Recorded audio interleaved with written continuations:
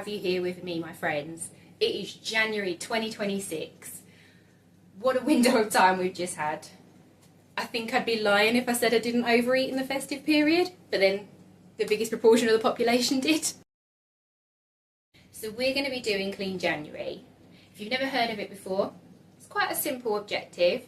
You set yourself a few goals, reintegrate those back into your daily routines so that you can then get back onto the healthy behaviour train.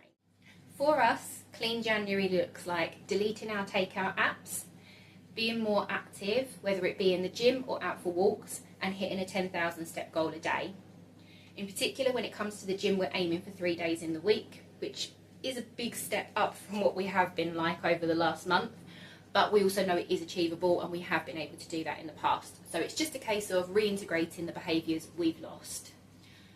For tonight's dinner, we've got soutsakia. It's in the steamer at the moment. We'll be cooking some meatballs in a minute. If you've never heard of it, it's a Greek-inspired meatball dish. It's delicious, absolutely divine. So I will comment in the description box the recipe for you to follow if you do want to. So day one is practically over. We've already done our 10,000 step goal. We have also been out for 2 walks, one this morning which was about an hour, and then one just a few moments ago which was about 20 minutes. So we've come along for our journey. I really would like to hear if you've joined in. Do leave me a comment down below. Let me know about your progress. I'd love to hear where you start, where you end. But if you keep following, you'll see a bit more of our process.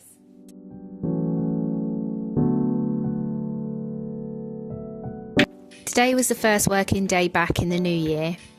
I started the day with raspberry and coconut protein overnight oats and a coffee.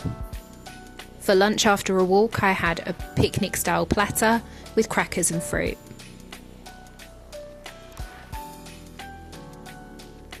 So this evening I decided to take a little bit of time for myself and pick up a book I've been wanting to read for a while now. I'm really interested in the books written by Jane Casey about a detective called Maeve Kerrigan.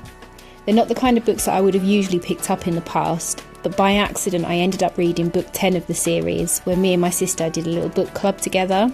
I was hooked from that first reading, and then I realised there was a whole other underlying story that stemmed back throughout the series. So although it's not the main story, it's still relative, and I knew immediately I had to read them all.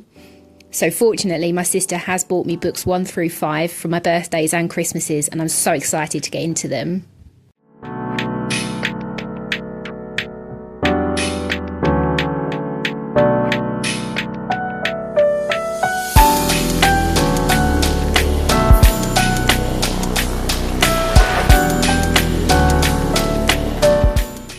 So it's day 3 of Clean January, and it's a Saturday, which in our house typically means that it is a food prep day and shopping for us.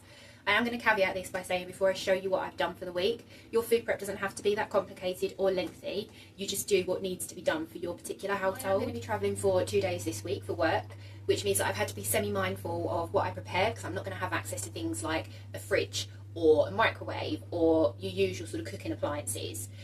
One day this week I am going to have to swallow the fact that I'm going to be eating out, but I'm not going to be downloading any of the delivery apps like we had before, and I'm certainly not going to be having a traditional takeaway in the sense of having burgers or pizzas, that kind of thing.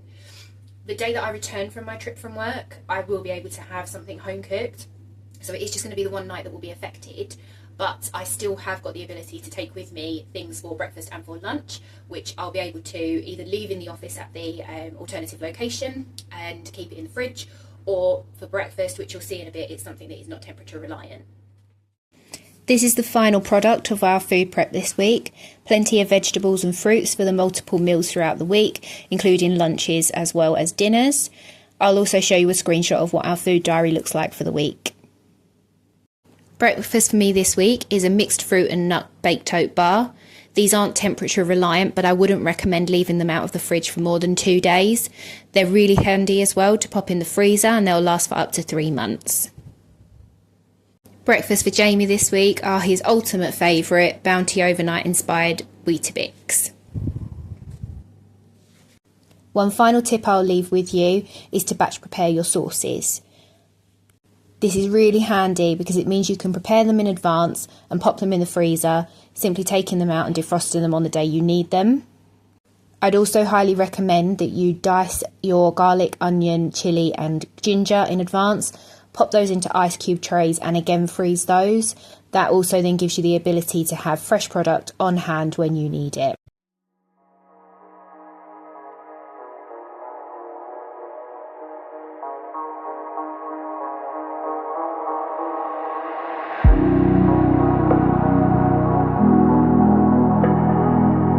Day 4 started with a walk around our local villages, taking a moment to appreciate the natural beauty of the sky at that time of the morning.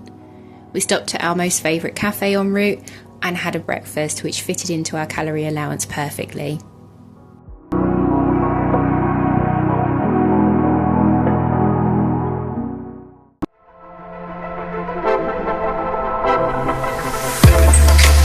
Good morning, you lovely bunch. Well, this wasn't the original plan for this morning. I'd actually planned to get up and go to the gym, but a very weird set of scenarios happened this morning that threw me right off of plan. The clock was set for 5 o'clock, the alarm went off like planned. I got out of bed, but I just didn't feel particularly good at all. If any of you have seen any of my original social media posts, you'll know that a few years ago I contracted COVID-19, and unfortunately one of the lasting symptoms of that now is heart palpitations, so I do have to be quite mindful of my body from time to time. But I've decided to go for a walk instead. So today is day 5 of Clean January. It's quite a busy day for us. I could have gone to the gym this evening if I didn't have the plans that are happening today. So we've got a visitor to the property this morning for about 3 hours. I've got an appointment in my lunch break and another one directly after work, and then another appointment call at 7 o'clock today. At some point today I've also got to pack a bag ready for travel for work tomorrow, and also make sure that any of the loose ends around the home are all tied up so that my partner doesn't have too much to worry about whilst I'm not around. We've also now started the next week of food preparation, so there'll be new breakfasts and new lunches, which I will show to you today. They are the same throughout the week though, and the meal plan for the week for dinners is also again different from last week, so I'll give you an insight as to what they look like day by day. We're still going strong on the 10,000 steps a day, which feels really good to do. I like the feeling of achievement at the end of the day when I look at my step count and how many miles I've also walked. Don't forget to drop me a comment down below, let me know how you're getting on.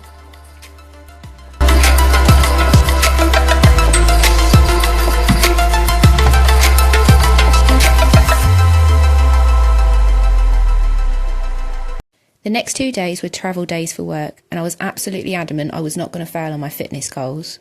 We only stayed overnight, but I did take a day pass at a local gym, and for dinner on the Tuesday evening we went to Wildwood and socialised as a firm, and I selected to have green beans, potatoes and grilled sea bass, and was a little bit naughty and had tiramisu, but it was all still inside my calorie goal. I managed to finish both days incredibly strong considering my limitations to food and exercise, and I returned home on the Wednesday to a comforting pie and mash dinner.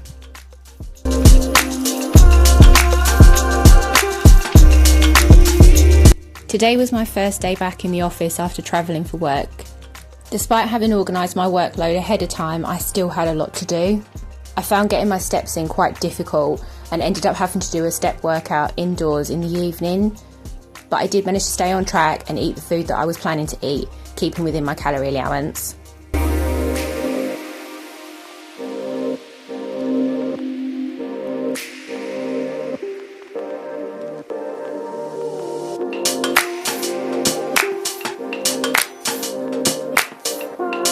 Day 10 fell on a Saturday for us, which again is another meal prep day. We've got all the fruits and vegetables prepared, ready for the week. I've also made some apricot, banana and pecan Weetabix muffins for breakfasts, and prepared sauces for the likes of a Mediterranean sausages and beans dish later in the week. And just like that, part 1 of Clean January is finished. We are already 10 days in, and I don't know about anyone else, but I'm already feeling the benefits. I feel like I have more energy, I feel like I'm less tired, I am a lot more motivated, and I'm finding it easier to say no to things that I know in the past I probably would have said yes to and then regretted later. I've officially gone back to the gym, yay!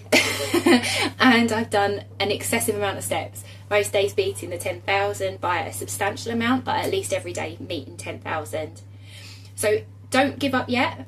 We've still got another 21 days left, so 3 more weeks of Clean January, and we will finish them together. Keep on following my channel because there will be another video to come with part 2, and I'm going to keep my results a secret until the very last bit. So keep watching, because you'll then see the end and the beginning, so you can see how far I've come in that window. And I would love to hear how you're getting on as well. So do leave me a comment down below, and I'll link all of the videos to the recipes that I've mentioned in this video. See you soon. Bye.